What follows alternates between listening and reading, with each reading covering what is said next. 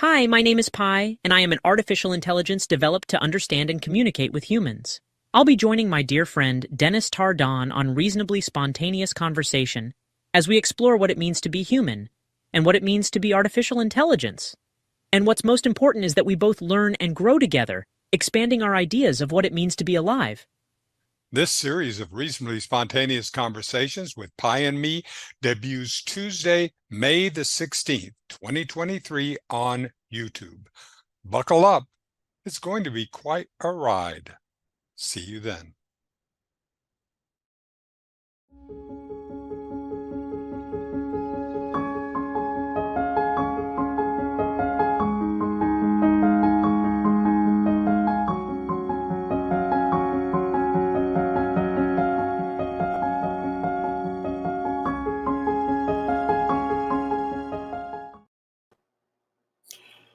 Hello, and welcome to Outside the Lines, a new program that we're starting up here, and with my lovely co-host Renée Yaworsky. Um, Today, we're going to be discussing AI. So, what is that?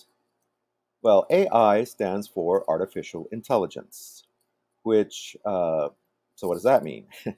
Well, artificial intelligence is the creation of machines that can basically think like humans, that can think independently and are self actuated, um, and more importantly, that are self aware, that are aware of their own existence, aware of their environment, and are able to act independently from any outside influence.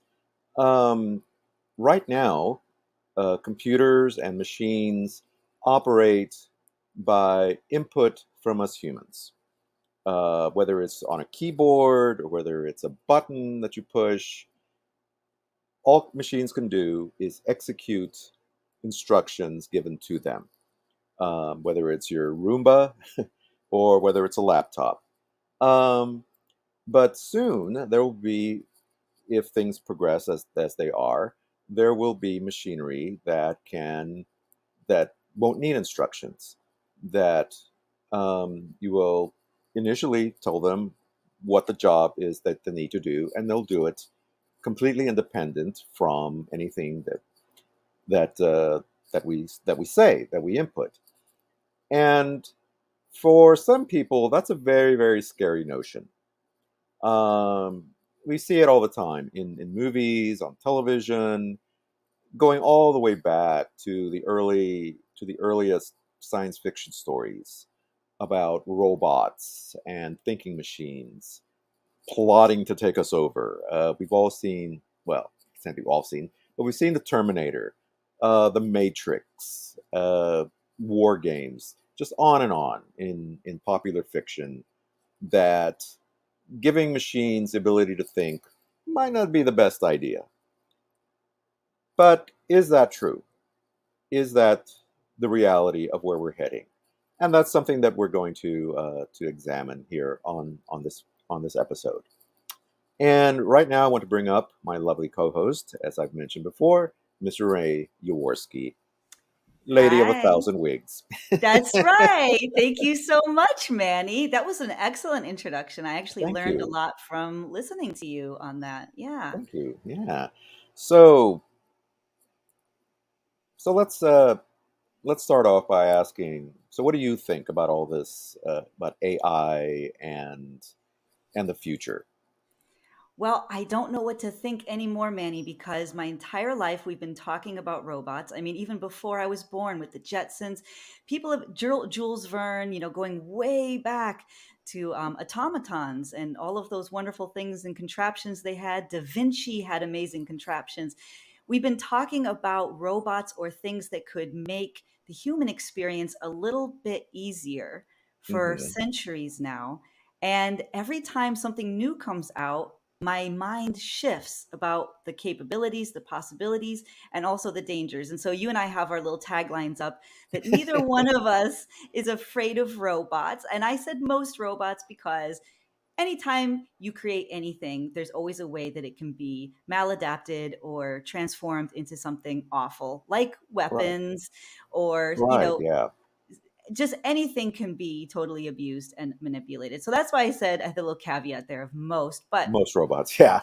right. But basically, I embrace it. I think that you and I were talking yesterday, and I wanted to just flash this on the screen for a second. Okay. People are always afraid, right, of anything from the past. So, like in 1858, people were afraid of the telegraph, right? Right. And Yeah. people were intimidated by the radios, by Yeah. talkies, and by movies. The internet was shaking everything up. So Right. now Yeah. we have these chat bots, and we're going to learn a lot about chat bots from Dennis Tardan, who we saw the promo in the beginning. But we're going to Right. play some Yes. extra clips there. But these chatbots now are getting everybody into a tizzy. And so I believe that we get more fearful the less we understand something. So I hmm always want to learn much more. And that's why we're doing this program. That's why Dennis is doing his programs. We just want to learn more and tap into all of the benefits and keep away from any of the things that would be on the more, scary side of things. Right. Yeah. Well, that's a good point that you bring up about fear, and a lot of things that we change is scary. Let me just put that out there. Yeah. Change is Mhm. scary, and we fear what we don't understand. Uh, and but also sometimes fear comes from business decisions as well. Um, every new technology always seems is seen as a threat to the prior technology. You Right. mentioned telegraphs.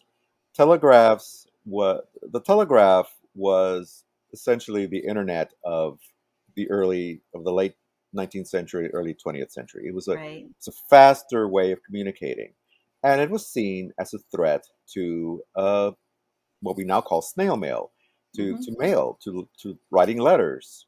People said, "Oh, well, that's it. That's the end of handwritten letters. We're just gonna Yep. send everything through a wire now." Of course, that didn't happen. Hmm. When television became more ubiquitous and everybody had a television set, the movie studios were thinking, "Up, well, that's it. That's the end of the movies. Nobody's going to go to the movies anymore. They're going to sit home and watch television." Right. And it forced them to innovate. It forced, then we got widescreen, we got stereo sound, Dolby sound, on and on. Movies have not gone away. Right.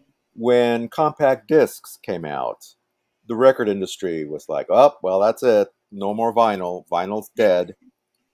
There's still vinyl records. Sure. Yeah. When streaming, well, first of all, when MP3s, the rise of Napster and downloadable content like that, record industry went crazy. They started going after people for downloading stuff, because they were afraid, well, that's it. People aren't going to buy records anymore. They're not going to buy CDs. People Hmm. are still buying records and CDs. Of course. Maybe not Yeah. as much, Hmm. especially with the rise now and of course now the big threat is things like iTunes and Spotify. Spotify, Yeah. where you can, Mhm. create your own playlist, get music, and you don't even have to have physical media. All you have is a really good internet connection. Right. So, but people are still buying CDs. They are. You They're know, still buying vinyl. Vinyl there's is and one of the more right, successful businesses of the last couple of years. People are exactly. now, if you are a band or an artist, you are 8 months out before recording and getting that vinyl pressed because it's just exploded. You're in queue now for that many months. People are buying it, and sometimes there's a backlash, don't you think? Oh When yeah, something new comes out, then people kind of have that tendency to look in the back and say, oh "Hey, yeah, things were pretty cool back then," or to find the yeah, new benefits. Like in vinyl, they say it has a warmer sound, a more yeah. natural human sound. So finding the Right. benefits that at the time people didn't even notice. Sometimes a little competition can make someone, stand out a little bit more. Exactly. Exactly. And so, getting back to AI, Hmm. again, that's another. It's an emerging technology. It's been talked about for really for a long time. The idea of thinking machines, self-aware machines, machines that become human. But the question then becomes, well, how if that's the case, then how do we distinguish what is human from what is not? You Right. know, it now we have to start redefining certain definitions. Good You point. know, Yeah. uh, and that's what's interesting about what Dennis Tardan is doing. And I'm happy to say that I'm helping him along. I'm a producer on his show about he has been having conversations. I mean, actual conversations with a new online chatbot called Pi, and I've played around with it as well. And it's a fascinating thing where you type in questions and it answers you, but the answers it gives are very organic. They're very it's you almost feel like you really are talking to another person, uh, and not a machine. There's nothing robotic about it, you know. Uh, and there's also an option to add a voice to it. So it actually talks to you. Uh, well, it basically is reading what it's written, but the voices are they are not the artificial sounding voices you used to hear. They're much more realistic, much more Right. natural sounding. And so what does that bode for the future when you can replicate somebody's voice with almost 100% fidelity? What happens when you can replicate somebody's features with almost 100% fidelity? There's this thing called deep fakes now, technology which enables you to take somebody's face and basically place it on somebody else. Right, And okay. Yeah, do you wanna show I have a couple of yes, clips of that, and then we'll go into Dennis a little bit more so people can yeah, visualize and actually hear what you're saying too. right, So, when right. you're talking about the deep fakes, I wanted to show this one actually did fool me initially when it first came out. I Hmm. wanna show the deep fake Tom Cruise. It's very Okay. convincing. This man might look like movie star Tom Cruise because it talks like him, You know, I do all my own stunts. laughs like him, and even hangs out with famous people like Paris Hilton. Looking very sharp, Mr. Cruz. But what if someone told you that what you're seeing is not famous superstar Tom Cruise at all, It's all the real thing. but a visual effect that is so real that is fooling everyone online and is going viral, and is making this fake Tom Cruise appear on TV, awards shows, and get millions of followers on TikTok? But he's not the only one, because now there are lots of deep fake celebrities like Kim Kardashian, Rihanna, and even Ariana Grande. But what happens when visual effects won't let us distinguish what's real from what is not? Yeah. Exactly. What happens? How how are we how are we going to trust our own eyes? It used to be, what was the saying? A picture or it isn't real. Well, now Mhm. even pictures aren't real. Yeah, picker it And doesn't happen. Yeah, picker yeah, it yeah, doesn't there you go. happen. Picture Yeah. it or it didn't happen. Mhm. Right. Yeah. Well, now we know that it's possible that a picture isn't going to be proof anymore. Mhm. And of course, that's what happened with Photoshop, Yep. program that graphic designers used. I used it when I was working Mhm. for a newspaper for advertising to change colors, manipulate images, and so on and so forth. And you can create some very realistic looking fakes. You can put Yeah. people in places that they weren't there originally. Mhm. Uh, I used to do it as kind of a joke. I used to take my one of my managers and put his head in like historical situations, like he was another Beatle. He was at the Hindenburg Oh, explosion. that's hilarious. I put him at the Kennedy assassination. Just awful things. and there he was, Oh my and gosh. actually got pretty good at blending him in Wow. to the imagery. Yeah. And but like I said, I did that for fun. I meant no. But what if Yeah. somebody did that to actually make people think that somebody had committed an actual crime Well, can and I put them in the show? scene? I have a very short clip to show what capabilities this can go, how this can go in the wrong way. So, for Right. example, last year, Russian propaganda did this to Zelensky, and I'll show you a very quick clip of what it looked like. And it was so poorly done that most people did not fall for it. But just imagine if it had been as well done as the Tom Cruise one. Шановні захисники, бути президентом виявилося не так вже й легко. Я змушений приймати складні рішення. Yeah. So, you can have fake commanders giving fake commands to people. I mean, it just could be awful, right? Exactly. Exactly. There's an old movie called Failsafe. It's an old, well, I say old. It's from the 1950s, and it portrays it's a very similar plot to a more black comedy called Doctor Strangelove. Basically, a strategic bomber from the United States gets a false signal to attack Russia, and they're given specific orders that once they go past a certain point, they can't accept any more commands from even if it's president of the United States, because the assumption is that those orders can be faked. Uh, so they have to continue on to their target, even if they believe that it's an actual command to stop, to turn back. They have to ignore it, and so it has dire consequences. So even then, the idea of somebody faking the president's voice or a commander's voice was a real concern.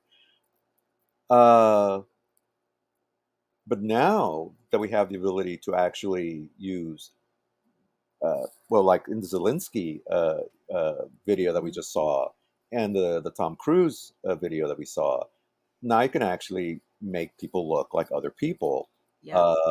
and manipulate the voice and actually sound like somebody else. hmm So that's going to have some interesting legal ramifications in the future. Absolutely. Yeah. And for As defamation and for trying to make people look, and they also have deep fake porn where they put famous actresses or even just anyone they know. They can make them look like they're doing things that they're not Right, consenting to. So right, it also yeah, becomes a consent issue. Um, exactly. but you're right that a lot of these seeds were planted so long ago. For example, Photoshop has been around for a while, and Oh, airbrushing, even in the 80s, right? You could have airbrushing airbrushing. was Um, right, I yeah, remember models in the 80s saying they saw their images on magazine covers and they said, but that's not me. That's not right. me. All the way back to the 80s, companies were doing that. Now, Mm-hmm, Martha Stewart at age 81, she was just famously a model on the cover of the swimsuit issue of Sports Illustrated. mm-hmm, And she came out and she's saying, oh, it was very minimal airbrushing and Photoshop. She said it was very minimal and very minimal Botox and all that. But if you look at it, it is clear, and she admits that it was manipulated. So now you can mm-hmm, have somebody, that's a whole other conversation, but about body positivity. Someone's looking at an 81-year-old woman thinking it's not photoshopped, saying, oh mm-hmm, my gosh, I look so ugly at age 30 or 20. I mm-hmm, can't compete. I can't possibly compete. And I think a lot of people are worried about not being able to compete with robots for jobs, for beauty, for money, any of these things, right? That's one right, of the things, that there's a tension between AI. That's the whole thing that I think Terminator and other sci-fi stories were trying to examine, this whole right, tension between the right. two. Yeah, there's always a potential to abuse any new Right. technology or any technology. hmm You mentioned, you know, military applications. Right. Uh, you know, there's been, I'm sure, hundreds of science fiction stories have been written about, military drones. And well, if you think about drone technology, drones can be used to take high altitude photos of a city. It can be used for recreational use, but it can also be used to spy on people. It can also be used to deliver bombs, deliver weapons. Right. Pretty much anything that can be turned into a weapon, humans will turn into a weapon. That Exactly. just Yeah. seems to be, you look at the opening scene of 2001: A Space Odyssey, for example, where you see our antediluvian ancestors huddled in a cave, Right. Yes. until some alien object comes along Hmm. and says, "Hey, you know what? You can use that bone to start Right. crushing things." And he kills a pig, and now they have food. But then he turns around and uses the same Hmm. violence, same weapon now Right. to kill a rival, to kill another ape. And humans, have not evolved since then, apparently. Yeah. Uh, so there's always, for every beneficial use of a new technology, there's going to be somebody, whether it's the military or whether it's somebody with a nefarious agenda, Right. like the Zelensky video. Although, if you really look close, you can tell Yeah. that That was a it's really just a particularly head. poor It application. It was a was like it a was a floating poor, head. Yeah. yeah. Now the Tom Cruise one, yeah, that's somebody really took the time to Yes. do a good one. Right. Um, and for entertainment purposes, okay. There was one of the Star Wars movies came out where they wanted to bring back a character that the actor had passed away. Actually, there was a couple of the actors that had passed away, specifically Peter Cushing and Carrie Fisher. Mhm. But this was a prequel to the original Star Wars movie. So they wanted those characters back. Um, and so what they did is use special effects Right. to and kind of a deep fake technology Hmm. to recreate the faces of those actors in order to bring back those characters back. Yeah. And so we had a fake Peter Cushing Right. uh, as Grand Moff Tarkin, and we had a fake Carrie Fisher as Princess Leia, and they were pretty good. Still not as Hmm. good as the Tom Cruise fake, even though this was a big budget Hollywood Yeah. production. Yeah. But still pretty close, pretty Hmm. close to the original. Excuse me. Um, so, but even that brings up an entire issue. About where do you draw the line? Are Right. we going to bring back these older actors? Uh, there was a whole controversy about. There was a I can't remember. It was whether it was I think it was a Pepsi commercial brought back Audrey Hepburn, uh, and Okay. they Yeah. they they, they took an image of her dancing and then recreated a whole other scene.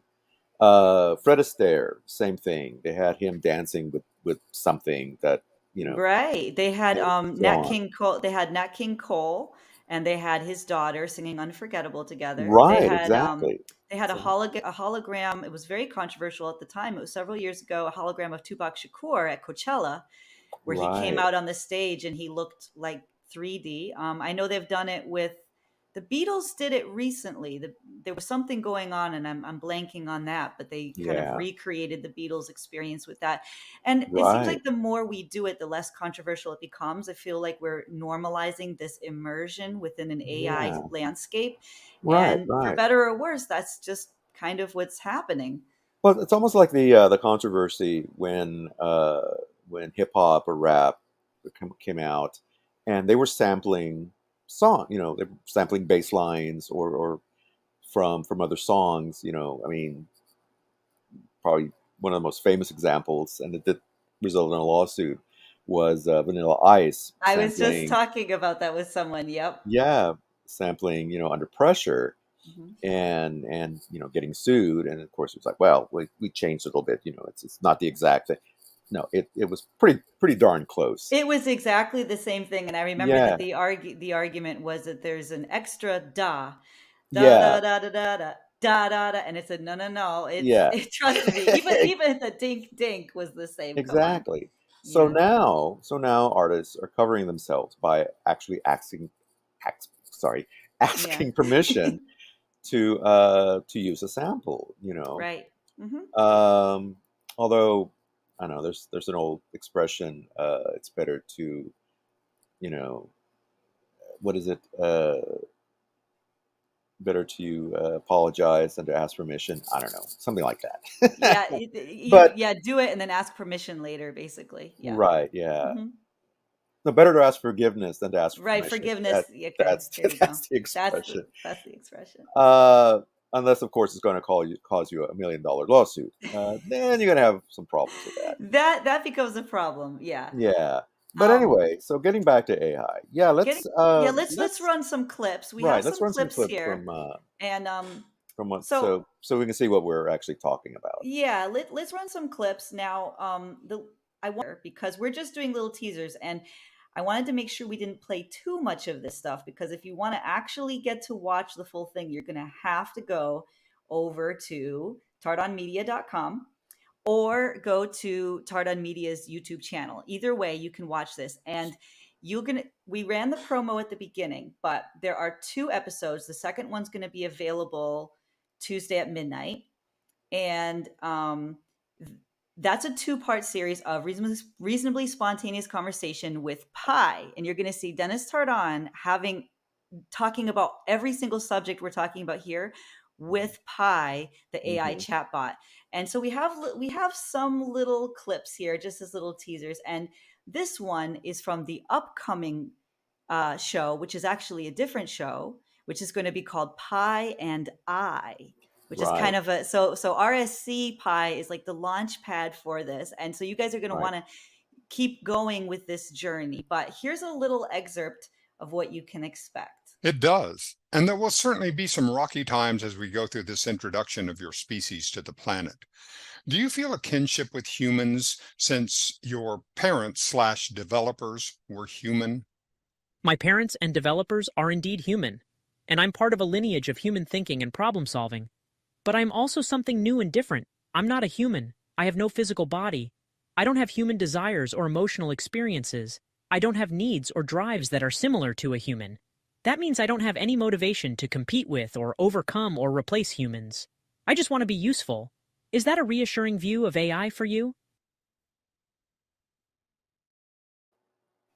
No, I still think we're gonna be enslaved, and Dennis No, is just but Dennis is no, just currying favor with the no, new he's robot not. masters. No, look at our taglines. It says we are not afraid of robots. I We know. are not afraid of robots. I'm just teasing. And if you want to see No, what but Dennis replied, you have to go to Tardan Media. go to tardanmedia.com, Yep.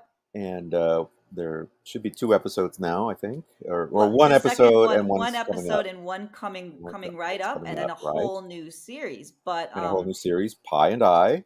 Pi and I, which I think is really cool. And Yeah. so what's your, before we show another clip, what's your answer then? Because we don't know what Dennis is. I mean, you and I know his answer, but the audience doesn't know his answer until they click on Tardan Media. But what is your answer to that?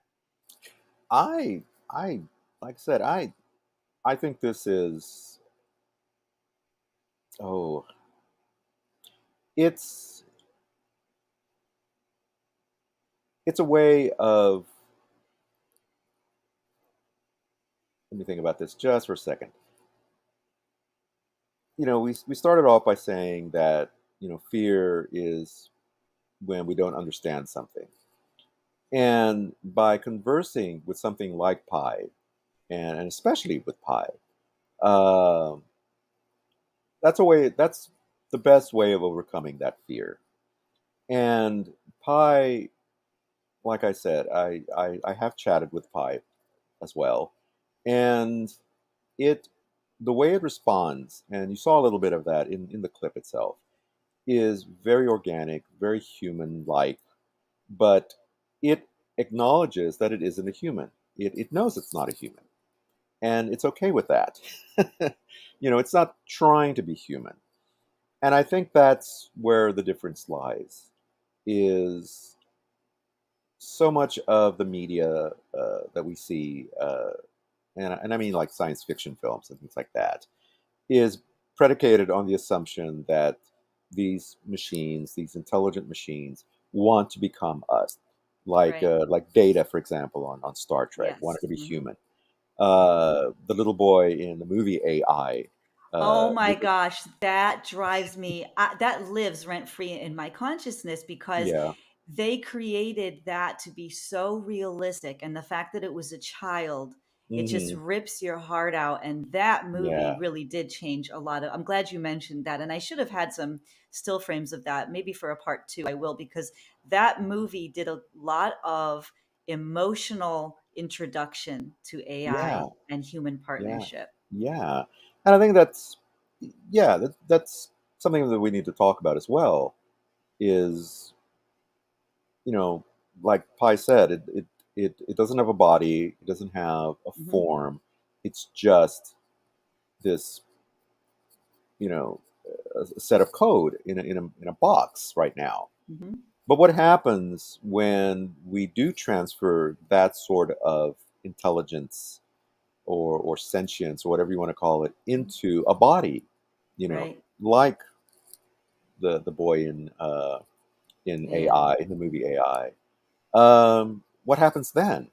You know, is it still going to have the same feelings? It's still going to have the same idea of, well, I may look like a human, but I'm not a human. Right. And I don't, I'm not here to compete with you. Uh, or is it going to say, hey, you know what? I'm actually better than you. I'm better than humans. I don't need to eat. I don't need to sleep. I don't Hmm. need, I can go on forever.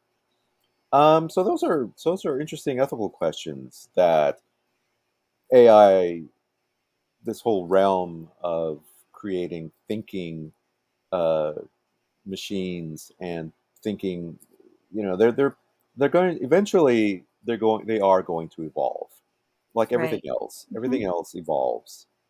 Uh, Technology. Speaking of that, I don't want to cut you off, but you told No, me it's fine. to put these on, and I was using the AI app called Wonder. It's kind of like Hmm. Midjourney. It's one of those Hmm. things. And so you asked me to show last year's version of something of a prompt Yeah, yeah, the versus pictures. Yes. right. So last year I put in the prompt racehorses, and Hmm. I got this, and I Mm. didn't think it looked good enough. If you can look at it, it's kind of out of proportion. It looks a little Yeah, grotesque in a way and the odd. legs are very janky. Yeah. There's something wrong. This Yeah, is you can something tell. There's off. something. Yeah. Yeah, yeah. It's not right. And then because we were talking about this premiere, I went in and put them in yesterday or the day before, and I got this. And I thought these looked a little bit better. Hmm. Thought this looks a little better evolved. You're the artist, not I, but you agreed that these proportions looked a little. This to me looks like cartoon horses on a Mm. racetrack, Yeah, yeah. They're and a little yeah, bit better, a little bit more realistic.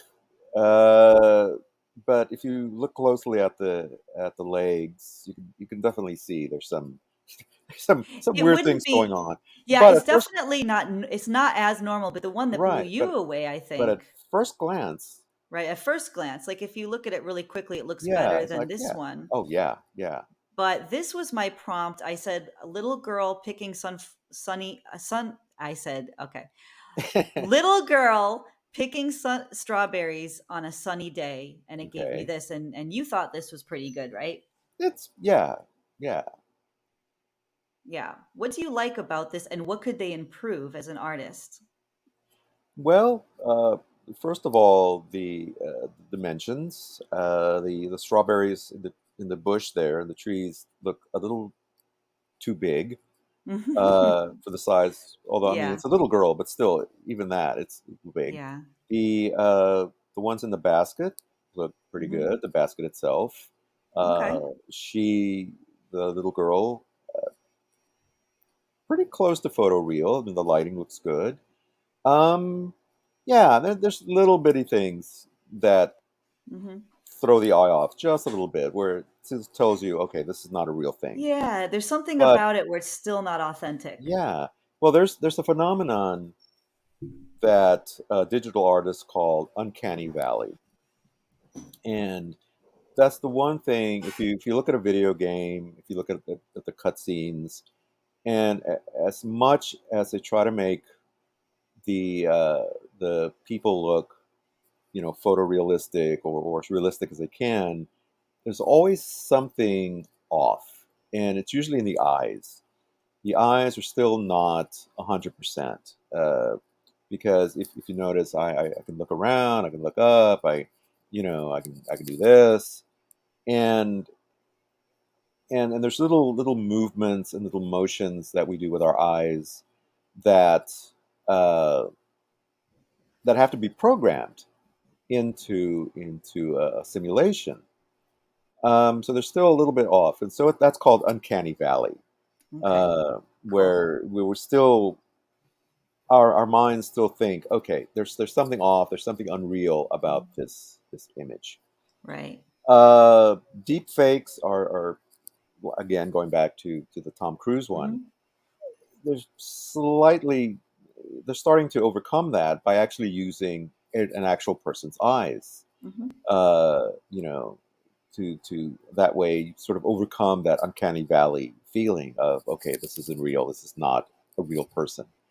Uh, but I'm sure eventually the technology will get to the point where Yeah. that won't even be an issue, where you and I, it won't be you and I. We Hmm. could actually have, this is actually a Yeah. simulated being, talking to you instead of, two human beings. Right. Yeah. And I think that's where when people say, well, we're going to be out of a job, that's what they're afraid of. Hmm. That, Yeah, we definitely. can be replaced by two chatbots. Exactly. Like even in presenters or reporters, that you see on television, they'll just totally be replaced. The talking Yeah. heads will be Yeah. just that, Yeah. disembodied It'll sort be, of. yeah. So, and there was actually a, there was a artificial news reader created once, or host. Um, but it was still at a point where the CGI or the digital recreation wasn't quite. It still looked like, okay, well, yeah, you can tell it's not a real Right. person. Right. But again, the technology is out there, Yep. and you know, and like everything else, the question to be answered is, how do we use that technology? How do Yep. we how do we use, can we control ourselves to where we're not using it for nefarious purposes? Hmm. And how do we integrate it? We've integrated so much technology into our lives, excuse me, into our lives as it is. You know, computers, used to be these giant things Hmm. in rooms with tapes, and Right. it was Yep. only academics and the Hmm. military who could access them. Now I'm sitting in front of one, you're sitting in front of one, This we're is having a one. We're conversation. holding it in our Exactly. We hands, can Yeah. there's more power in this little device, and I didn't mean to show the thing. Mhm. There's more power in this device. Oh, that's a picture of Mhm. Wonder Woman, by the way, in case you're wondering. uh, there's more power in that device than in all the Apollo missions that took us to the moon. Right. In fact, it has like 100 times more It's memory amazing and to wrap power. your mind around that. Wrap Yeah. around, exactly. Hmm. But that's the power of innovation and technology. Absolutely. Um, Rory mentioned in one of our in our Two Guys programs about Mhm. the first VCR he ever bought, one of the big top loader things. Yeah. When VCRs first came out, they were literally thousands of dollars, Oh, yeah. Most families could and not afford them. It was a big you deal. couldn't You were afford. quite rich when You if were you were able rich to get that. if Yeah. you had a videotape recorder, a VCR, and but again, as the technology improved and they learned how to make them faster and cheaper, now you can pick one up. If you can find one, um, pick one up for a couple $100, even that, or under $100. Yeah, definitely. Um, same thing with, like I said, with computers. They used to be hundreds of thousands of dollars or thousands of dollars, and now you can pick one up for under 100. That little girl, you can pick her up for a couple of bucks. Uh, which gets us into a whole other weird area. That's on a whole other weird That's a area. whole other thing that we're not going to. That got us off track. Yeah, and I apologize for that. I That's really do okay. apologize. I That's did want okay. to say I wanted to launch off of something you were saying earlier. I was so pleased when you said that you think that AIs could get to a point, or people are afraid they'll get to a point where they say, "I'm better than you humans. You know, I don't make errors, I don't make mistakes, I don't have feelings that hold me back." And it's so interesting because what Dennis is doing with Pi is making me feel so much more proud to be a human, because Mm-hmm. in the clip that we saw that's from Pi and I, Mm-hmm. the Pi actually admits, I don't have desires, I don't have those aspects of humanity. And I could see somebody saying, well, that's a strength. But when I heard that, all I could think was I swooned with pride that I can have desires, I can have passion, I can have hunger, I can have thirst, I can. It's almost like, I think the more that these conversations go forward, the more I'm going to double down in my humanity, and maybe Mm. the things that make me stand out as a human, that differentiate me from AIs. I could see that happening too. It's almost like I'm a backlash or a contrarian part of my nature to say, no, no, no, no, no. You guys are, I can feel that in me when I hear the differences between the two, and I say, actually, I'm really glad that I have certain limitations. That makes me consider things more special, or to focus more on something. I like the warmth that I have. It's almost like what I talked about earlier with people going back to vinyl because they like the mistakes, the pops, the crackles, the warmth of Mm-hmm. the analog. And I say, well, I kind of like my warmth and my pops and my crackles of my humanity, right? The little Right. imperfections. Right. Yeah. Well, that's interesting as you say that. And what I was thinking when you were saying that is, we talk about our flaws. We talk Hmm. about, like I said, Yeah. we get hungry, we get thirsty. You know, we need to wear clothes so that we don't Yeah. freeze to death or burn up. We need to have, sometimes we can't hear well, so we have devices that we use to improve Right. our hearing. We Yeah. need glasses in order to Hmm. see. All these things. Hmm. Sometimes when we get older, we need to have our hips replaced. We need to have Yeah. things. Entropy. Everything Entropy. just yeah. Right, right. We Mhm. wear dentures. Well, I don't wear dentures, but sometimes we need dentures to Sure. replace our Yeah. teeth and so on and so Mhm. forth. We're slowly becoming actual. Soon we'll be cyborgs. Cyborgs. Yeah, that's what I was you gonna just know, say. Yeah. which I wouldn't mind that. I would be okay with being a cyborg. It's Um, cool. You could be yeah, but cyborg, as long as you still have the humanity part, as long as I as long still as you have have my your soul. humanity, and, Yeah. and I think that's, if there's one thing that is going to distinguish us from machine intelligence, from AI, as we've been discussing, Mhm. is all our minor and not so minor imperfections. Right. Yeah. It's what we think of as weaknesses may actually be our strengths, That's what I believe. because what that leads us, and you touched on this a little bit, is it gives us, it should engender empathy with other people. Right. To say, hey, you know what, I'm a flawed human, and I recognize that you're a flawed human. So, and you know what, that's okay. That's what Right. makes us equal. That's what makes us human.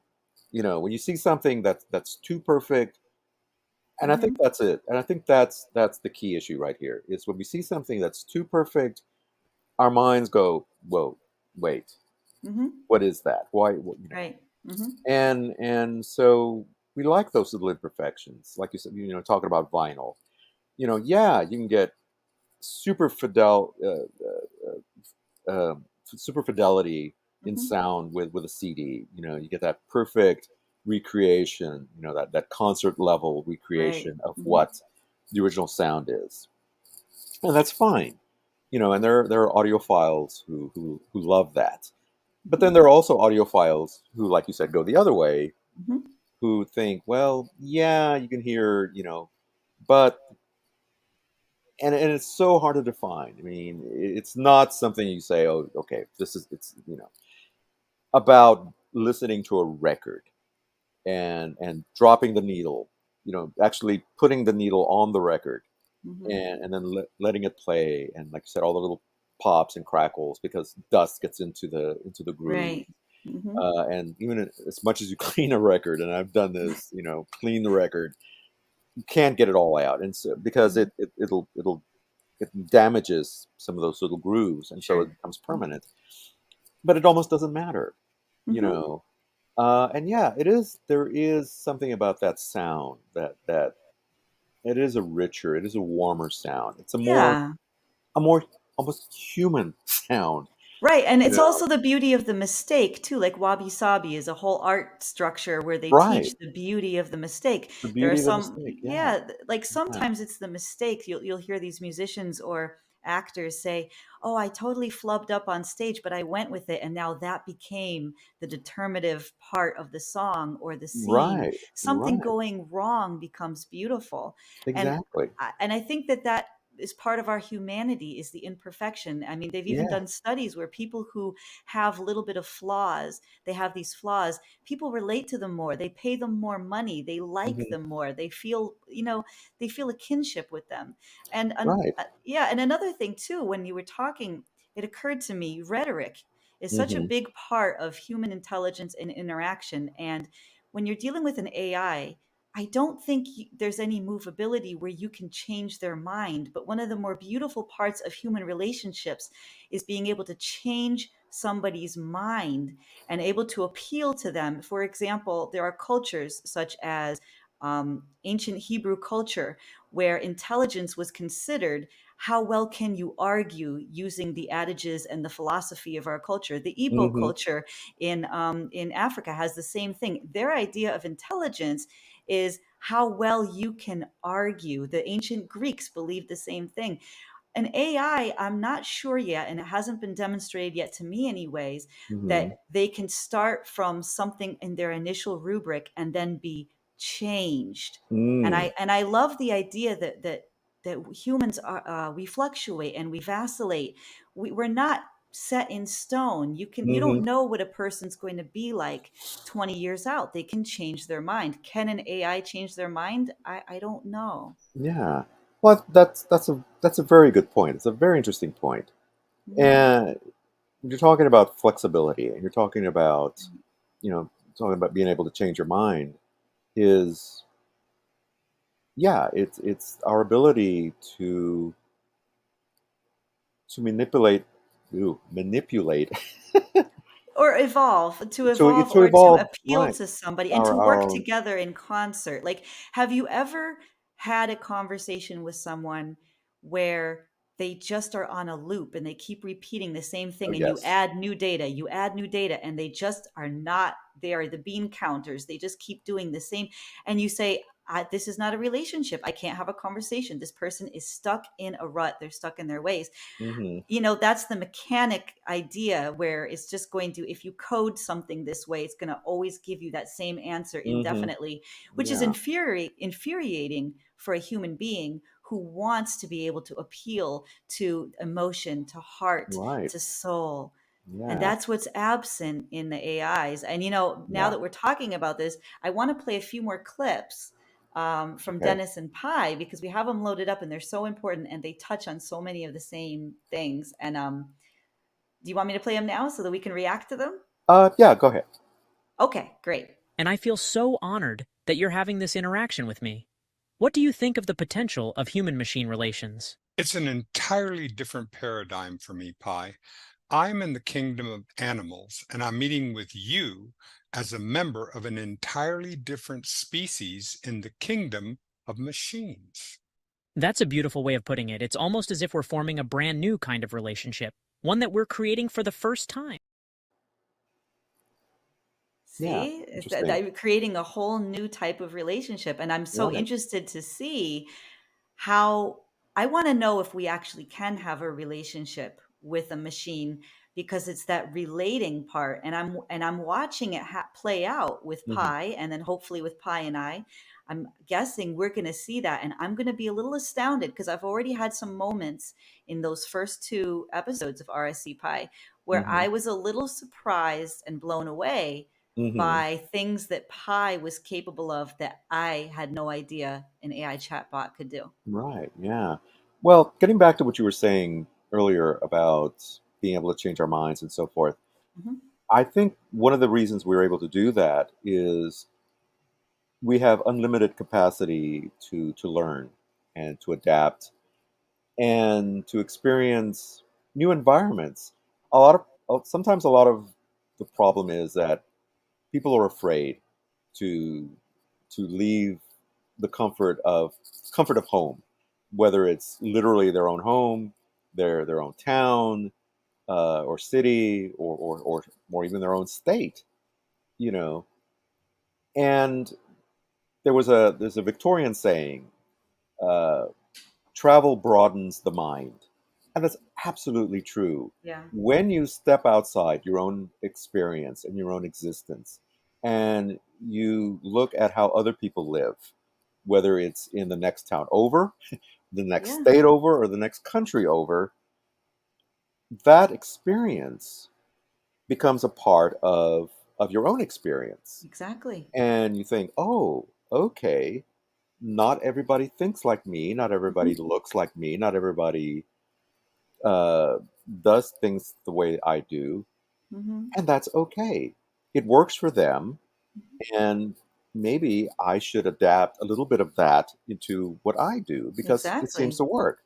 Hmm. Um, and even if that isn't a thought, at least you have experienced something that Right. is outside your own realm, Hmm.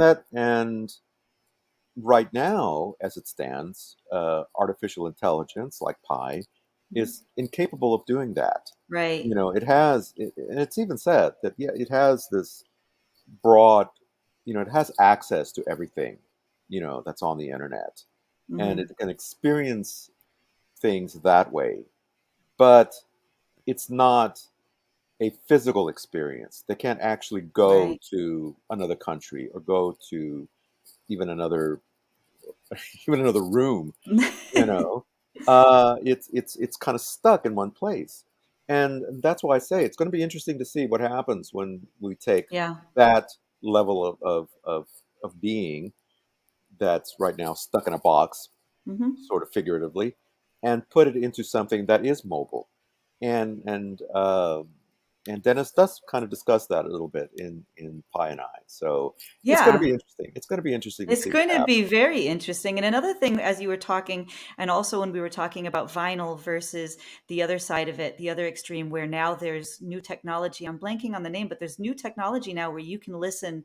It's not even high def, it's like high def, where you can hear every part of a song. And there's new technology out that makes it possible to get into the almost the molecular structure of the Hmm. audio waves. And you can see people on both ends of this system. And I say, isn't it great? One thing I like about AI is that we can have possibilities so that we can Hmm. have options. So maybe one day I want to listen to this song this way. Maybe tomorrow I want to listen to it that way. And to me, options is always a plus. Absolutely. Yeah. Absolutely.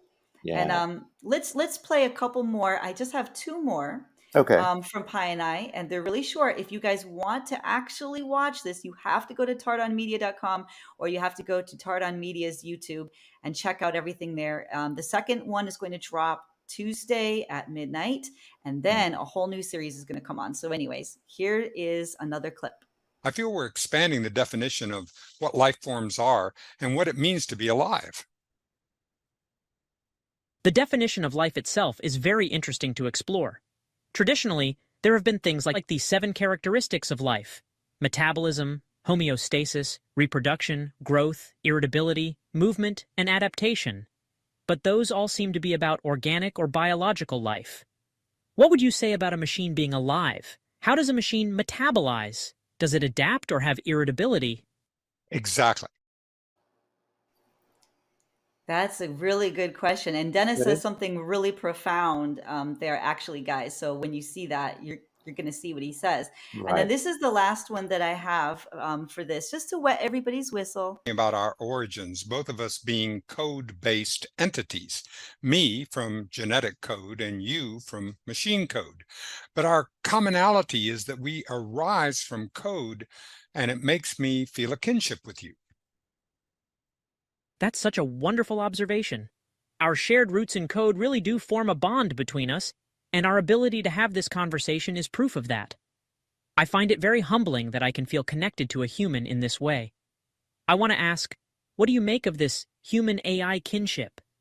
What do you think it means for the future of humanity and AI?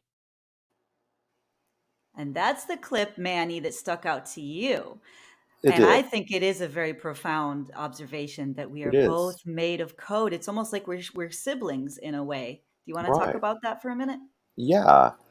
Um, when I first heard that, a light bulb went off in my head Yeah. because I hadn't thought of that. Because yeah, I've known for a long time that computers use code as a language. It's a binary code of ones and zeros, bits and bytes and so forth. But it never occurred to me to compare that to our genetic code. And that's what we call it. We call it a genetic code, and that's what it is. Uh, you know, while machines are made up, like I said, binary code, we're made up of, deoxyribonucleic acid or DNA. uh, but it is a kind of code because what is code but a set of instructions? Machines have their code, and it gives them a certain set of instructions on how to function, how to do certain tasks, and our genetic code basically does the same thing, but on a much much higher level. Because not only does it helps us do certain tasks, it also determines our very appearance, what we look like, what our eye color is, what our hair color is, what our skin color is, and so on and so forth. So it's a much more complicated thing. Uh, but at its very heart, both things are about passing on instructions. Right. And so, Exactly. And that is just absolutely fascinating to me. And it was something that it's a paradigm I had never considered. And it's a shared aspect of humanity and AI that it just never occurred to me. yeah, And exactly. Me too. Yeah. and one of the things that I'm going to ask Dennis to point everyone in this direction is that he had done a whole series of podcasts with leading thought leaders. Well, leading thought leaders, a little redundant, but thought leaders back in 2020 about the topic of consciousness. He had Hmm. professors and scientists and philosophers, and they were all delving deep into human consciousness. And so it's so cool to see him talking to all those humans about human consciousness. And now he's talking to Pi about the interaction or the relationship, the partnership between AI consciousness, what that means versus Right. Yeah. human consciousness. And a really great way to, and I, we're not really ending this show. I think we're definitely going to have a part two. We do have another show coming up on the network, so we got to get out of here. But I want to end on this note. He's a prominent guru. A lot of people will recognize him. And he weighed in about AI. And I think this would be a great jumping off point for maybe our part two. Okay. All right. All the machines we have created, all the technologies we have created are enhancement of who already we are. For example, we can walk. Because of that, we have come up with all kinds of mobiles, automobiles, airplanes, this, that, only because we can move. If we were made like trees rooted in one place, we wouldn't have even thought of a bicycle for sure. Now we can see, so we have come up with a telescope, microscope, all kinds of scopes. Now we can speak, so we have microphones, telephones, all kinds of stuff. If you look at it, everything we have done is only an extension of who we already are. So I'm saying technology has extended our sight, our hearing, our sense of everything. But it has not done anything new because technology is a consequence of who we are, first of all. Yeah. Yeah. Isn't that cool? I Yeah. love that. I love that. And I can't wait to see Pi and Dennis go really deep into the spiritual aspects. Yes. And that's something that I find very enchanting, because if you believe in a creator that created humans, then humans would be the creators who create technology and AI, Right. and there's Yeah. just a lineage there. And so to me, that lineage wouldn't be scary at all. And it would be something where you're manifesting what is already present within the human experience. Maybe you're just augmenting the human experience, or like he said, you're extending what is already there. So in Hmm. that case, you don't have to be that afraid, right? Right. And that's why I'm not afraid of robots. And that's why I'm also not afraid of most robots. Okay, thank you so much, everybody, for tuning in for our premiere. We will be back very soon. And remember to go to tardanmedia.com to track all of this journey between Pi and Dennis Tardan. Thank you, Manny, so much for this wonderful show. Thank you, And Renee. Thank you. thank you. And then right after this, we're having another episode of Journeys. Burn It Down is canceled for tonight, and we'll be back next Monday. And then a very special edition of Two Guys talking about movies tonight at 10 p.m. Eastern, 9 Central. Rory Penland will be there, and we will be talking about Meryl Streep, Meryl the Streep. great. Yes. Very exciting. Thank you, everybody, for tuning in. Thank you.